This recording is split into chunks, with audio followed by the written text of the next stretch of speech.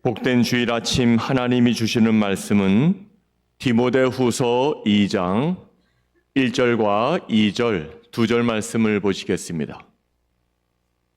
신약성경 343페이지에 있는 디모데후서 2장 1절과 2절 말씀, 하나님의 말씀 오늘은 다 같이 읽도록 하겠습니다. 시작. 내 아들아, 그러므로 너는 그리스도 예수 안에 있는 은혜 가운데서 강하고 또 내가 많은 증인 앞에서 내게 들은 바를 충성된 사람들에게 부탁하라. 그들이 또 다른 사람들을 가르칠 수 있으리라. 아멘. 일본이라는 나라는 사면이 바다로 둘러싸여 있어서 자연재해가 굉장히 많은 나라입니다. 그래서인지 그 일본에는 지금까지도 12,000개가 넘는 신이 존재하고 있다, 이렇게 그 사람들은 생각해서 잡다한 종교가 참으로 많이 있습니다. 따라서 기독교인의 수가 아주 미약한데, 그럼에도 불구하고 하나님께서는 거기에 훌륭하신 일본의 목사님들을 많이 배출시켜 주셨고, 그 유명하신 목사님 중에 20세기 초에 나가노라고 하는 젊은 목사님이 계셨습니다. 이분은 하나님께 기도했습니다.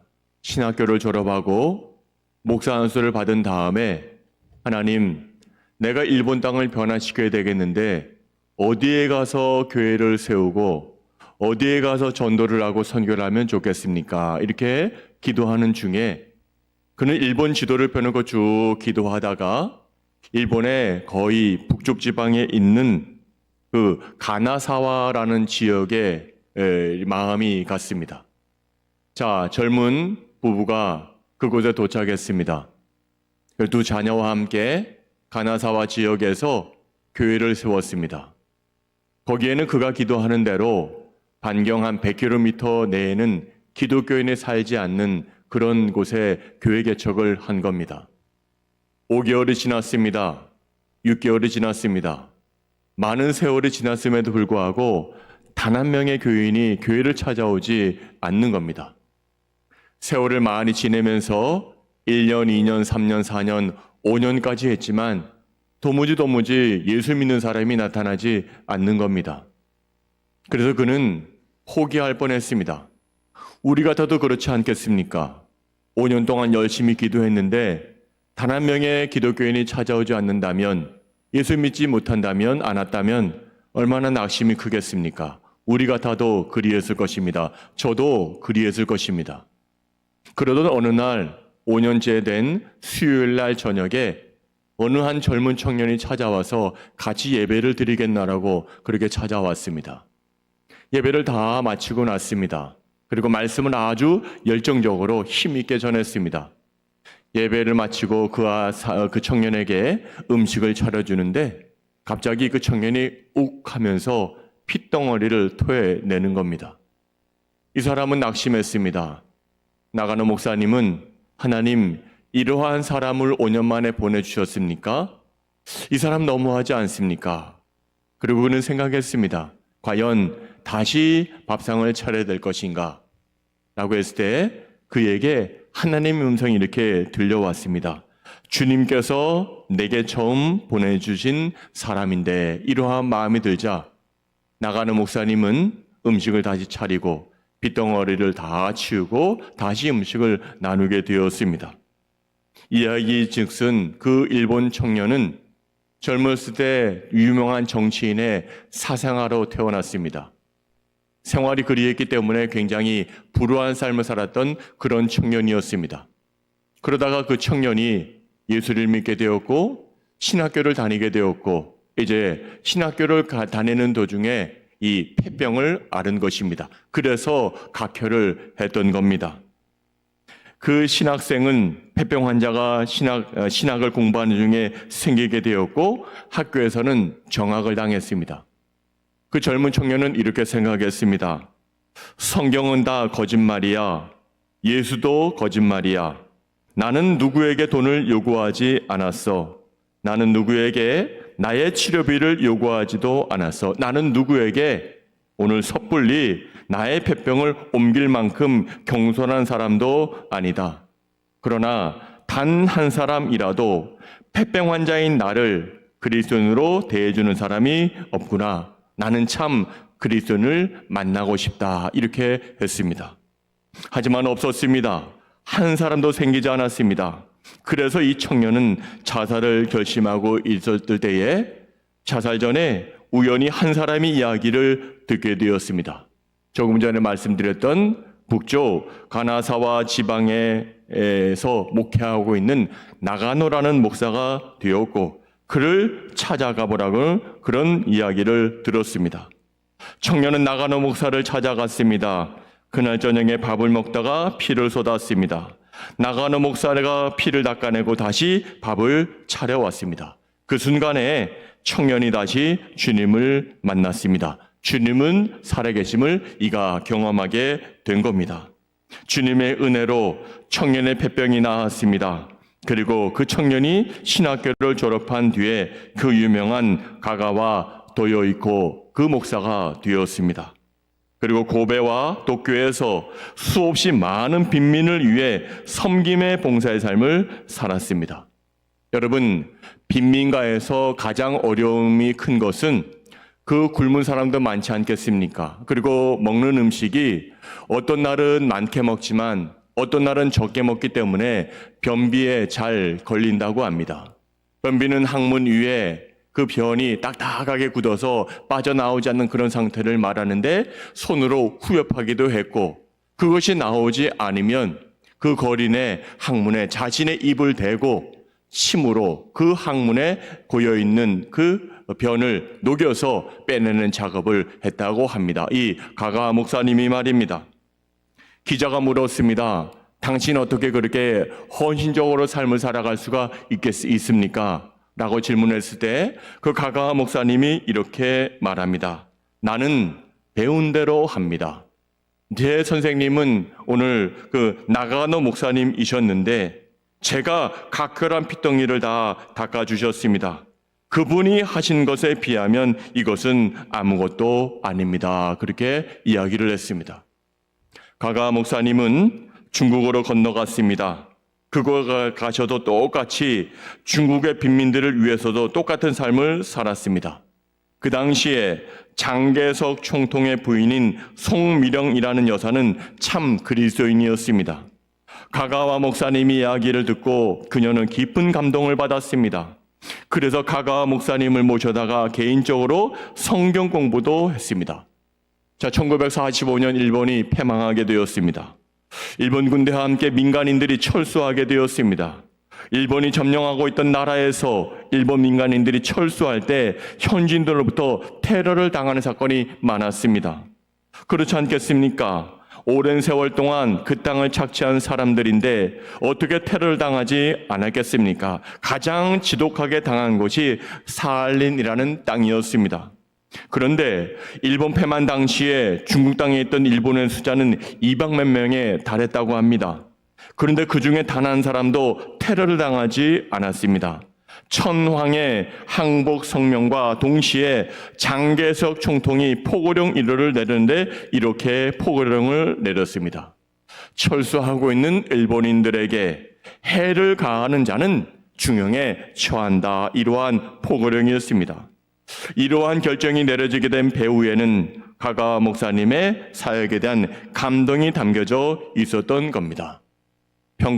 평소 가가 목사님의 삶을 깊이 존경하고 있던 중국의 장개석 총통이 오직 이 가가와 목사라는 일본인 한 명 때문에 200만 명의 일본인들을 무사히 돌려보낸 겁니다.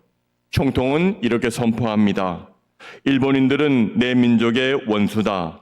하지만 우리 민족을 위해 지금도 뜨겁게 눈물을 흘리며 기도하고 있을 가가와 목사를 생각할 때 나는 그들을 미워할 수 없다. 이렇게 선포했습니다. 여러분, 가가와 목사님이 위대했던 것은 자신이 받았던 사랑을 남에게 더 크게 갚았던 사랑의 삶을 실천하며 섬김의 삶을 살았기 때문입니다. 다시 이 예와 야포로 돌아가서 나가노 목사님은 한평생에 한 명의 그리스도인밖에 배출하지 못한 겁니다. 가가와라고 하는 그 한 명의 신학생, 한 명 목사만 배출한 것입니다. 경제 논리를 따지고 보면 일평생에 있어서 실패한 목회자 이렇게 생각할 수밖에 없습니다. 하지만 나가노 목사님이 정말 실패한 목사님입니까? 그렇지가 않습니다. 나가노 목사님이 없었다면 이 가가와 목사님도 없었을 것입니다. 좋은 스승의 좋은 제자가 탄생한 것입니다. 좋은 교사가 있었기 때문에 좋은 목사님이 지금 탄생하게 된 겁니다. 오늘은 스승의 주일입니다. 여러분들의 삶에 있어서 오늘 나가노 목사님 같이 훌륭한 목사님을 여러분들이 발견하고 그분들과의 만남을 쭉 이어나가는 여러분들의 삶이 되면 좋겠습니다. 또한 우리들의 삶도 나이가 지금 누구를 가르치고 있으면 나는 가가와 같은 나가노 같은 그런 목사님인지를 다시 한번 여러분들이 기억하셔서 우리 학생들에게 우리 자녀들에게 좋은 교사, 좋은 부모로 남을 수 있는 여러분들의 삶이 될 수 있기를 바랍니다. 오늘 본문의 말씀을 통해서 예수님께서 원하시고 우리 영동교회가 원하는 좋은 교사가 되시기를 우리 주님 이름으로 간절히 축복합니다. 여러분, 우리가 지금 살아가는 세상을 보면 참 빠르게 변합니다. 사람의 생각도 변하고 가치관도 변하고 관계도 쉽게 끊어집니다. 하지만 변하지 않아야 할 것이 있습니다. 아니 변하면 아니 됩니다. 그것은 바로 복음입니다. 그리고 그 복음을 다음 세대에게 전하는 사명은 변해서는 아니 될 것입니다. 오늘 본문 말씀을 기록하고 있는 사도 바울은 지금 감옥에 있습니다. 인생의 마지막 때입니다. 차가운 감옥에서 자신의 영적 아들 디모데에게 마지막 편지를 지금 보내고 있습니다. 바울은 죽음을 앞두고 있었지만 자신보다는 교회를 걱정했고 복음의 미래를 지금 걱정하고 있습니다. 바울은 오늘 본문 1절에서 디모데에게 이렇게 권면하고 있습니다. 우리 다시 한번 읽어볼까요? 오늘 본문 1절 말씀인데요. 시작. 내 아들아, 그러므로 너는 그리스도 예수 안에 있는 은혜 가운데서 강하고. 아멘. 여러분, 강하다 이 말은 오늘 어떤 말입니까? 네 힘으로 내 의지대로 디모데야 강하게 생활해라 이것이 아닙니다. 강하라 이러는 것은 은혜 안에 강해야 된다는 것입니다. 여러분, 사람은 자신의 힘만으로 오래 버틸 수 없습니다. 처음에는 열심히 할 수 있습니다. 처음에는 뜨겁게 기도할 수 있습니다. 처음 예수 믿을 때는 내가 충성하겠습니다 라고 말할 수 있습니다. 하지만 시간이 지나면 지칩니다. 사람에게 상처받고 환경 때문에 흔들리고 문제가 계속되면 낙심하게 됩니다. 그래서 하나님은 우리에게 네 힘으로 버티지 말고 은혜 안에 있으라라고 말씀하고 있습니다. 아무리 좋은 자동차라 할지라도 기름이 없으면 가지 못합니다. 아무리 좋은 핸드폰이라 할지라도 배터리가 없으면 배터리가 충전이 되어 있지만 앞으로 사용하지 못합니다. 성도도 은혜가 떨어지면 영적으로 힘을 잃게 됩니다. 그래서 우리는 늘 은혜의 자리로 나아가야 됩니다. 말씀의 자리, 기도의 자리, 예배의 자리, 찬양의 자리로 나아가야 됩니다. 왜냐하면 말씀과 예배와 찬양과 봉사가 하나님의 은혜로 사람을 강하게 만들기 때문에 그리하다는 겁니다. 오늘 바울은 디모데에게 말합니다. 내 아들아, 그러므로 너는 그리스도 예수 안에 있는 은혜 가운데서 강하고 라고 말씀하고 있습니다. 하나님께서 은혜 주셔야 너는 강해질 수 있으니 그 은혜 가운데 강하라 말씀하고 있습니다. 베드로를 보십시오. 예수님을 모른다고 3번이나 부인했던 사람이었습니다. 하지만 베드로는 하나님의 은혜를 받은 후에 목숨 걸고 복음을 전하는 사람이 되었습니다. 사람을 변화시키는 것은 비난이 아닙니다. 정죄가 아닙니다. 오히려 하나님의 은혜입니다. 혹시 오늘 마음이 지쳐 있는 분들이 계십니까? 그래서 기도할 힘도 없으십니까? 믿음이 흔들리십니까? 그렇다면 은혜의 자리로 나오십시다. 예배의 자리로 나아가십시다. 그리하면 하나님의 은혜로 그 사람은 다시 일어나게 되고 그 사람에게 대해서 하나님께 다시 한번 강하게 역사하여 주실 겁니다. 오늘 바울은 디모데에게 말합니다. 은혜 안에서 너가 강하게 되면 좋겠다. 오늘 스승인, 교사인 바울이 디모데에게 첫 번째로 권면하고 있습니다. 다음은 디모데후서 2장 2절 후반부 말씀을 한번 읽어볼까요? 2장 2절 후반부 시작. 또 내가 많은 증인 앞에서 내게 들은 바를 충성된 사람들에게 부탁하라. 아멘. 이 말입니다. 디모데야, 너가 나로부터 이러한 믿음을 전수받았는데 너는 그 믿음에 전수받은 것을 충성된 사람들에게 부탁하라 이 말입니다. 충성된 사람이 누구겠습니까? 디모데가 바울을 추종하고 따랐던 것처럼 디모데가 목사이기 때문에 그를 따랐던 추종했던 사람들이 있지 않겠습니까? 그들에게 오늘 부탁하라, 또 다른 복음을 부탁하라 그렇게 말씀하고 있습니다. 지금 바울은 자신의 영적 제자 디모데에게 복음을 맡기고 있습니다. 복음은 개인 소유가 아닙니다. 복음은 하나님께서 우리에게 맡기신 거룩한 사명입니다. 은행에 귀한 보석을 맡기면 함부로 다루지 않습니다. 아주 조심해서 보관합니다. 은행 중에서도 가장 깊숙한 거기에 깊숙하게 보관하는 것이 바로 보석입니다. 보물입니다. 마찬가지입니다. 우리에게 맡겨진 복음은 너무나 귀한 겁니다. 그런데 오늘날 많은 사람들이 복음을 가볍게 여깁니다. 예배보다 세상을 더 중요하게 여깁니다. 말씀보다 자기 생각을 더 믿고 신앙보다 현실만 바라봅니다. 하지만 바울은 지금 말하고 있습니다. 디모데야, 복음을 지켜라.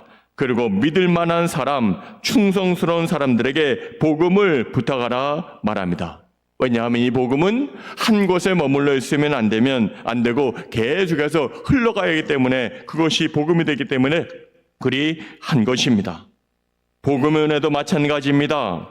받기만 하고 흘려보내지 않으면 영적으로 메말라집니다. 하나님은 우리의 은혜의 종착역으로 부르지 않았습니다. 은혜의 통로로 부르셨습니다. 가정에서, 직장에서, 교회에서, 삶의 자리에서 복음을 전하라고 하나님이 우리에게 부르셨습니다. 오늘 사도 바울이 디모데에게 말합니다. 내게 들은 바를 충성된 사람들에게 부탁하라. 이제 그에게 맡겨서 너가 그들을 가르치고 그들을 제자 삼으라 이렇게 말하고 있습니다. 계속해서 바울은 디모데에게 복음은, 믿음은 다음 세대로 이어져야 한다고 말하고 있습니다. 즉 바울은 복음을 충성된 사람들에게 부탁하라고 말한 다음에 왜 부탁해야 하는지 그 이유를 말하고 있습니다. 오늘 본문 2장 2절 후반부 말씀 한번 읽어봐요. 시작. 그들이 또 다른 사람들을 가르칠 수 있으리라. 아멘. 여기에 믿음의 계보가 나오고 있습니다. 믿음의 계보가 어떤 것이었습니까? 자, 바울이 예수를 믿어서 디모데에게 믿음을 전수해 줬습니다. 디모데는 그 믿음을 가지고 충성된 자들에게 나눠줬습니다. 그리고 다시 그 충성된 자들은 또 다른 사람들을 가르칠 수 있으니 그들에게도 복음을 전하라는 겁니다. 그들의 복음을 전해서 2000년이 지난 다음에 우리에게까지 온 것이고 우리는 이제 남들을 가르칠 수 있는 좋은 스승, 좋은 부모가 되고 있다는 겁니다. 복음은 이렇게 이어져야 합니다. 한 세대에서 끝나면 안 됩니다. 다음 세대로 흘러가야 될 것입니다. 부모의 신앙이 자녀에게 이어지고 교회의 믿음이 청년들에게 이어지고 복음의 불이 다음 세대에 전달되어야 합니다. 오늘날 한국교회의 가장 큰 고민 중 하나가 바로 다음 세대 아닙니까? 아이들이 교회를 떠나고 청년들이 신앙을 잃어버리고 세상의 가치관 속에서 지금 흔들리고 있습니다. 이럴 때일수록 교사인 우리, 스승인 우리, 부모인 우리가 믿음의 본을 먼저 보여줘야 할 것입니다. 아이들은 부모의 말을 듣기 전에 삶을 봅니다. 학생들도 선생님의 말을 듣기 전에 선생님들의 삶을 봅니다. 기도해라 말만 하고 기도하지 않으면 아이들은 기도하지 않습니다. 예배가 중요하다라고 하면서 스승 예배를 소홀히 여기면 아니 될 것입니다. 디모데도 외할머니 로이스와 어머니 유니게의 믿음을 보고 자랐습니다. 한 사람의 신앙이 한 가문을 살린 겁니다. 여러분의 기도가 자녀를 살릴 수 있습니다. 여러분의 예배가 가정을 살릴 수 있고 여러분의 믿음이 다음 세대를 살릴 수 있습니다. 농부는 씨를 뿌리고 바로 열매를 보지 못합니다. 시간이 지나야 열매가 맺힙니다. 신앙교육도 마찬가지입니다. 당장 변화가 안 보여도 포기하지 마십시다. 눈물의 기도는 결코 사라지지 않습니다. 하나님은 오늘 이 시간에도 믿음의 씨앗을 자라게 하고 계십니다. 사랑하는 성도 여러분, 오늘 바울은 스승된 우리에게, 부모된 우리에게 세 가지를 부탁하고 있습니다. 첫째는 너희들이 하나님의 은혜 안에서 강해지면 좋겠다. 둘째, 너희들에게 충성된 사람들에게 복음을 부탁하면 좋겠다. 셋째, 믿음을 다음 세대에게 전하라고 명령하고 계십니다. 오늘 바울은 감옥 안에 있었지만 절망하지 않았습니다. 왜냐하면 복음이 계속 전파될 것을 그가 믿었기 때문에 그리 한 겁니다. 오늘 하나님도 우리에게 말씀하여 주십니다. 하나님의 은혜 안에 강해지고 내게 맡긴 복음을 다음 세대에게 전하라 말씀하고 있습니다. 오늘 이 사명을 잘 감당하셔서 끝까지 사명을 감당하는 교사분들과 저와 여러분들의 삶이 될 수 있기를 주의 이름으로 축복합니다. 그래서 가가 목사와 같이 나가노 목사와 같이 훌륭한 목사가 되시고 또 그 사람들을 많이 배출할 수 있는 믿음의 신실한 주의 일꾼들 되시기를 바랍니다. 기도하시겠습니다. 하나님 아버지, 예수 그리스도께서 오늘 우리에게 최고의 스승이 되어 주셨습니다. 그것을 본받아 바울이 디모데에게 권면해 주고 있습니다. 디모데야, 너는 은혜 안에 강하라. 또 충성된 자들에게 복음을 부탁해라. 그리고 다음 세대에게 말씀을 증거하라 말씀하신 것처럼 우리 모두가 이제 훌륭한 스승, 훌륭한 부모가 되어서 좋은 제자를, 좋은 아이들을 잘 양육할 수 있는 믿음의 사람들 되게 하여 주시옵소서. 우리가 먼저 섬김의 본을 보일 때 아이들이 우리의 똑같은 모습을 행하게 될 것입니다. 섬기면서 사랑하면서 세상을 살아갈 수 있는 우리 좋은 스승들, 좋은 부모들 되게 하여 주시옵소서. 예수님의 이름으로 감사하며 기도하옵나이다. 아멘.